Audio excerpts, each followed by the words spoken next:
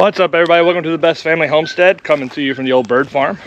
And as you can see, I've got Robert to work here. We're building a wisteria trellis. A wisteria trellis. No, that wasn't even funny. What we're doing today is we're building I guess you could say a wishing well. And so I'm helping Robert out with it. I've got a design in my head. Some of it I'll make it up as I go. Some of it's from experience. So I'm just going to show you guys how we do it. And then if you would like to build a wishing well at your house, you'll have the basics for getting it built. So first thing we're doing is putting our two posts in the ground. Well, getting our posts up so that we can start getting this thing built. You guys have watched me build before. I like to build as I go. And I always have a design in my head, but it never ends up being the final design. So first thing, while Robert is doing the fun part of digging, we've got wood over here from the sawmill, and I'm gonna go ahead and get started. Now the one we're building is gonna be 6 foot by 6 foot square. So being that this is all rough cut lumber and such, nothing is squared on the ends. So I'm gonna go ahead here and get some of our lumber squared up into the pieces, or squared up and cut to length, and then I'll show you where we're going to go from there.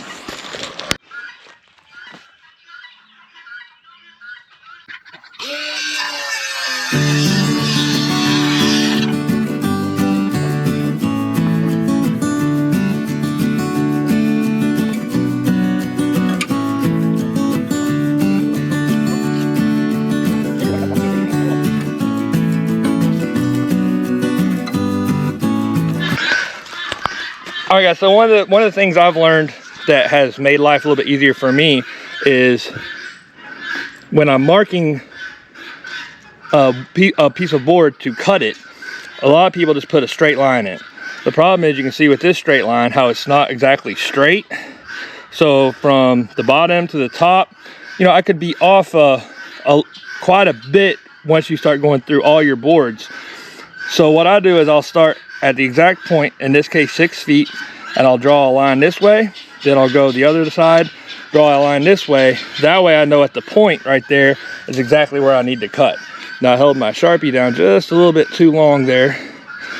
So now I know right at that point is where I need to cut.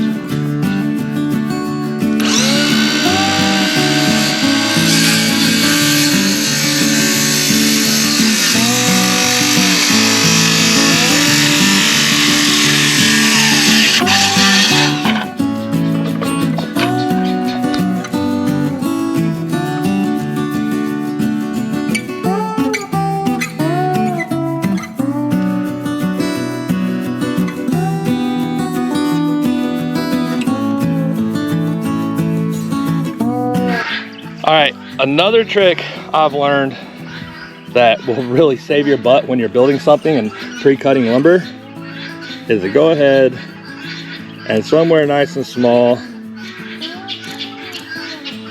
mark what it is. So this way, when I get ready to start building, whoops, 6 foot, I know what size lumber I'm dealing with instead of having to remeasure everything before you start to use it. Ask me how I know that. Trust me. Especially when you're doing furniture or cabinets or something smaller, you'll have a bunch of pieces cut. If you forget to mark it, you're going to spend more time remeasuring to figure out which piece it is you need than you are actually building. One of the things to remember when you're building a square box, especially for something like this, and I almost forgot, is that you're going to have to build 6 by 6 to the outside boards are going to be 6 foot long. Your inside boards are going to be as much shorter as the width of your board. So these being rough cut boards, they're 1 3/4 inches long. So I need to cut 2 of the boards 3.5 inches shorter. So when they fit inside, I've got a true 6 by 6. I'll show you guys what I'm talking about here in just a minute. But don't forget that, and that's also another good reason to mark your boards. If you just have them sitting there, you might grab the wrong one, but I know this one's 68.5 inches instead of 6 foot, so now I don't have to worry about forgetting or having to remeasure when I get ready to start building. All right, so this is one of our center supports, and our cross piece is going to set inside the center support. It's going to give it a little bit more strength and make it look a little bit better. So what I've got to do now is I've got to, well, I already know that my 2x6s are 1 3/4 inch wide. So I'm going to measure down 1 3/4 inch. Then I've got to set up my depth on my saw, and I'm going to cut 1 3/4 inch this way, and then I'm going to cut down as far as I can on each side, cut that off, and then I'll use either the jigsaw or the Sawzall and finish cutting out the last little bit of the corner there, so that our 2x6 will sit nice and flush and make it all look all pretty.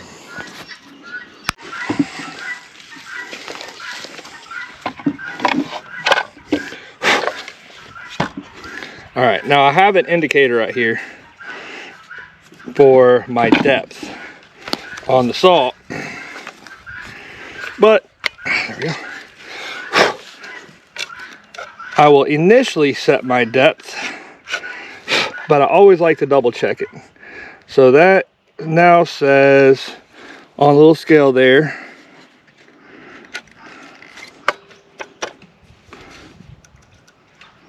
one 3/4. And then before I lock it down, take my tape measure. I'm gonna measure up the tallest, 1 3/4. So now I can lock down my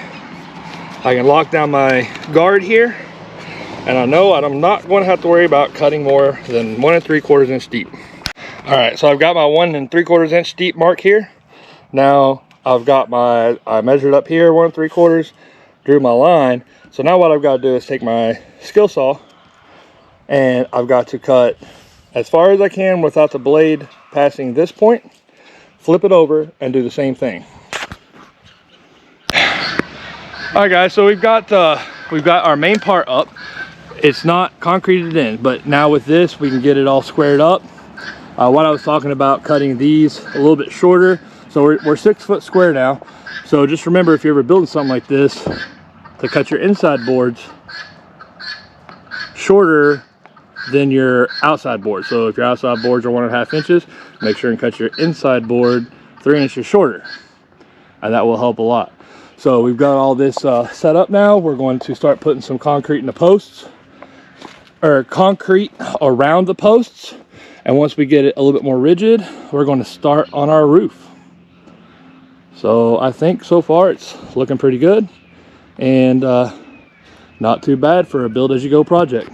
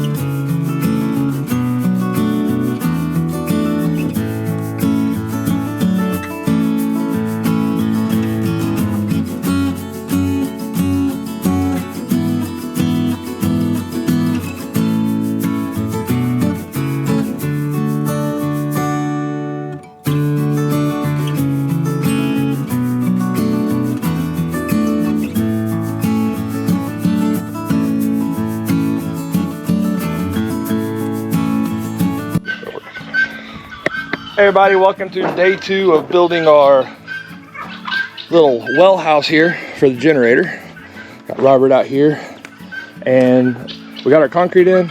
Everything looks pretty good. So now I'm going to show you guys how we're going to do our center supports, and if the weather holds out, big if, it's Georgia, so we'll just wait a day or two and it'll change.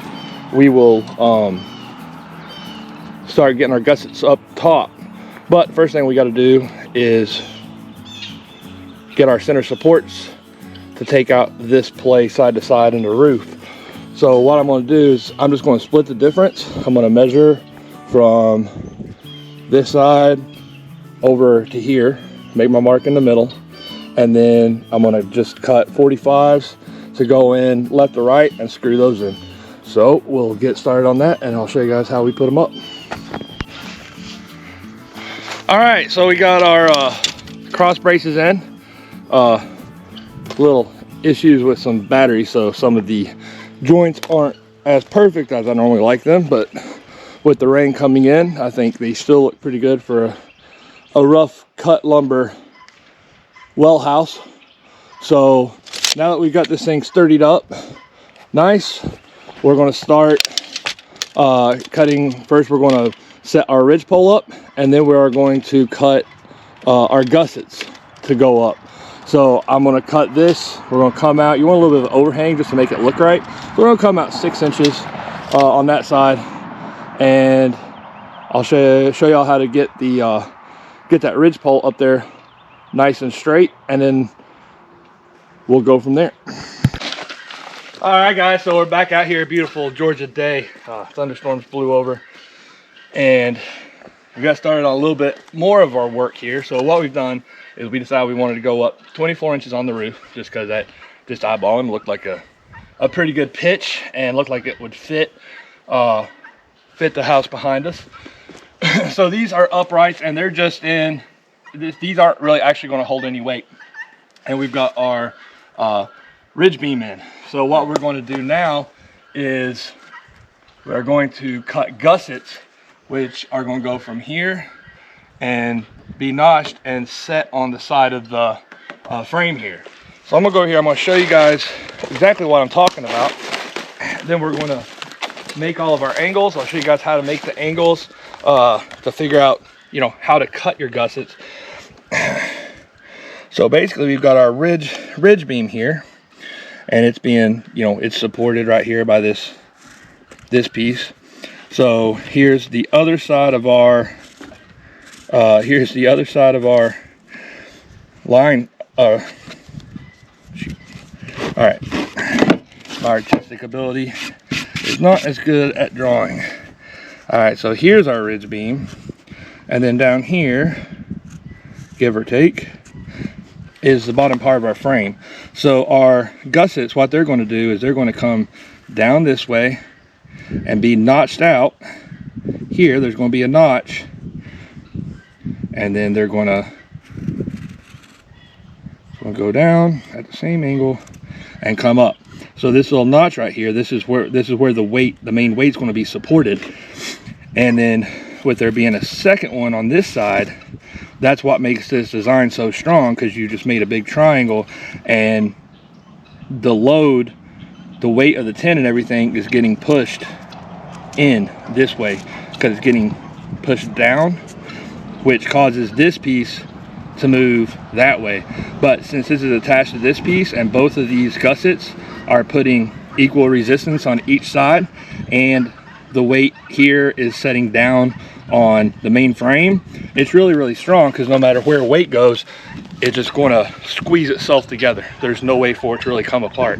So it's an easy design, easier than building trusses, because it takes one less piece of wood. Because a truss would, if it was a truss design, a truss would set would be 3 pieces, and then would set on top of the frame. So that's the difference between a gusset and a truss. A gusset is just 2 pieces connected to the frame instead of having a third leg all on its own. So now we're going to get up here, measure our angles, and get started making our gussets. All right guys, now to find the angle on your gusset, there's a couple different ways to do this. And being that all of our wood's not totally square, because it is rough cut and some of it's, you know, reused, as long as we get pretty close, we'll be good. So there's, like I said, you can do the math to find, I know I'm 24 inches this way, 35 inches this way, and then I can use a little bit of the trig that you actually, some of the stuff you actually do use that you said, I'll never use this stuff, but I can use my sines and cosines to find the right triangle, the angles of a right triangle, given that one angle is 90 degrees. The other kind of easier way, that's a little bit quicker and really probably works out a little bit better when you're not using brand new lumber, is I can use my angle finder. And I already have this set, I already kind of checked it once. And being that I know that this is over a little bit, I'm gonna pull this back square. So now you can see I've got this, right there's the angle I'm going to need. All right, I've already got it locked in. So all you do is put this up here. String's easier because then you're not moving your board one way or another. But I forgot to grab some string. Double check. And it looks pretty good. So now just to double check myself, modern technology makes things a little bit easier.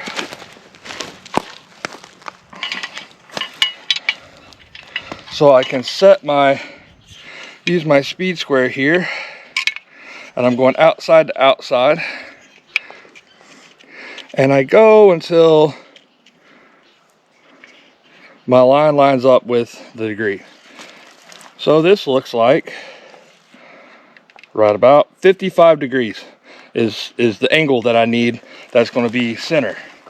Now I pulled up a right triangle calculator, so I didn't really feel like trying to remember all that math, and I inputted my length of leg A and leg B, 24 and 35, and angle B is 55.56 degrees. And don't worry about the 5.6. Honestly, when you're building something like this, degree or two either way, you're gonna have to compensate, so that's good. So you can see doing it that way will give you, you're going to get really close. I got within a half a degree of the angle using this. So I really didn't even need to, you know, pull up the calculator because I know this is going to work because I'm building to my project. But just to give you guys an idea of what I'm doing, and for some of you engineering types like my father-in-law, who is a retired Army Corps engineer, let y'all know that at least I know a little bit of the theory of why I'm doing what I'm doing it, even if it isn't to Army Corps standards. All right, guys, so now you can see what I was talking about with these gussets here. So I got my angle, ended up being what, 55, 55, 55, and then again I used my amazing math skills on my phone to figure out how far over I needed to cut. But this angle is 55 as well. So really all I had to do was set it up, and I knew I had to come from this length from here to here, and then cut this at the same angle at 55 degrees as my top and bottom. And so all I did was measure over from, I set my square down like this, was on a table, and made sure I had a square line, and then measured from the edge of my square over there 35 and a quarter inches, and made my 55 degree mark and then a 90 degree mark. So just remember, when you're doing this angle, and this angle will all be the same. Now the angle will depend on the pitch of your roof, but those angles will always be the same. And then the angle right here on your gable, the angle going over will always be 90 degrees to this. And now we've got a little bit of an overhang, and this is going to set and support on the frame and put pressure to the center, and should be pretty strong. I think it'll be standing here for a while. So now all we got to do is make 5 more, and I'm going to show you guys a little trick to making all these now. That'll make things a lot easier. All right, so we got our second. We got our, oh, I just about took Robert out. Made it possible he didn't have any other children there for a while. That could have been bad. We might have been down for the rest of the day. All right, so yes, I could go ahead and measure. I do have my angle repeater, but my measurements are off just a little bit. You know, I could kind of mess myself up plus it takes a lot of extra time to cut and measure every single piece. Now, this being rough cut lumber, some of these angles might be off just a little bit, and just honestly, even the lumber from the hardware store today isn't much better. It's not real square. So I'm gonna split the difference, and this is a little trick I learned. Now, obviously, the cut and paste part, or the copy and everything part, I mean, that's just common sense. Everybody does it. But here's the part that will get you in trouble. We only have 5 to make, but especially if you have something to cut that you got 15, 20, 30. So, I'm gonna take this piece now, set it down on the ground, cut this piece, and I'm gonna use the piece I cut and, you know, put it up so your very first piece ends up at the bottom of the pile. Never let that happen. I know that this is my first piece I cut, I fitted it, and it works. So I'm gonna mark a T on that for a template. Now, no, all these pieces I cut now, I'm gonna make sure I use this very first piece I fitted. Because what happens is, when you start tracing, if I set this piece down, and then I use this piece to trace onto this piece, every time, no matter how careful you get, every time somehow they just end up getting a little bit, and a little bit, and a little bit, and a little bit longer, and a little bit bigger. By the time you get 3 or 4 down the road, you'll be a quarter or more inches off, and things will start to not fit. So by using the very first piece, the very first fitted piece, marking a T on it for my template, now I can just go through, mark my lines, start cutting, and get them all cut at once. All right, guys, now cutting, since we have to cut this completely out of our wood, there's a few ways you can do it. With the skill saw, the problem is, because of the round blade, you're gonna have to cut it past your line, and you're gonna take some of the strength away from,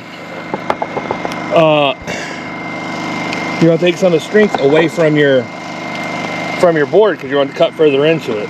So I just thought I'd show you guys a way that I like to do it when I'm cutting an angle completely out of a board here.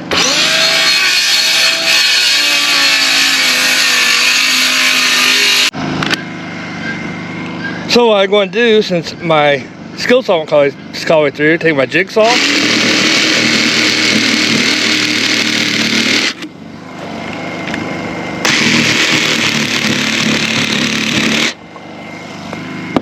and now I've got a good corner there. I even managed, I think, to save that angle right there. We'll see. Might have to cut one more. All right, so you can see not 100% perfect, you know, because some things just don't line up. I said this is all reclaimed and rough cut lumber, so it's not all perfectly square, but all things considered, I think it turned out pretty nice. So we screwed, basically telling you, we screwed in this way from the top and to hold all this in place, and now we're going to go back in here and screw from the back side to pull everything tight this way, and then screw from the bottom too, which is going to really, I mean, this thing's already a whole lot stronger than it was. You got a little bit of wobble because of the 4x4s, but that's all. It's not going to go anywhere. So it looks pretty darn stable. Might put an extra support or two in it, but honestly, a lot of this side to side motion, once we get those purlins up there, which I'll show you what purlins are and how we're going to do those, I think it's going to be pretty solid. So just showing you guys how to build just a little outdoor well covering. Wasn't meant to be, you know, an absolute perfect build. It's not a piece of furniture, you know, it's not cabinets, so you can get away with a little bit more without having to square all the wood up and get every angle perfect. And I would say all in, we've got maybe 2.5 hours. I mean, not much time. We've been doing other stuff, you know, we had to wait on concrete to dry, we got rained out. The time getting the tools out for 3 days, charging batteries. We really don't have that much time in actually building it. So and you know, like I gotta say, all this rough cut matches all the rough cut, you know, that's on all of the other buildings. yeah, you almost can't even tell. If you didn't know right now, you really wouldn't be able to tell which piece of rough cut on those gables came from the barn and which ones we cut. and the only thing that, you know, would look out of place would be the pressure treated 2x4s. But I mean, it's, you know, it's close enough in square. It's probably more in square than the smokehouse is. Probably right now. It's about a 1/4 inch off, so that's not too bad. Over 6 foot for just an outdoor decorative, you know, cover. Yeah. All right, well, let's get our purlins out and cut, and then we'll start getting our tin and stuff cut and get this thing finished up. Awesome. All right, guys, so here we go. We got our purlins up, and I know you hear us say purlins a lot, but all purlins are these crossbars here that gives the tin a flat surface to lay on, and to screw to. So we've got our purlins up, and it's pretty sturdy. Like, the whole thing's pretty sturdy. It shakes a little bit just because anything on 2 posts is going to shake a little bit, but overall I think it's going to look pretty nice. What do you think, Robert? Any suggestions, anything? Gorgeous. Yeah, I think it's going to do the trick. So hope you guys enjoyed this video. Really not hard. If you want to build something like this, you know, decorative out, you know, in your yard, on your property, it's not hard. Just follow these steps. Like I said, I build to the project, so no, I don't have a cut list or a build list for it. Just kind of eyeball it, measure it, see how big you want it, and go from there. Because everything I did, I cut all the angles, you know, as we went, kind of figured it, yeah, we'll make it about this high and this long. Just build it to suit whatever you want. So if you like this video, make sure to like, subscribe, and share, and make sure and check out Robert's channel to see the finished product. I just was doing the how-to, how we did it, all our angles, and how we actually built it, in case you wanted to build one.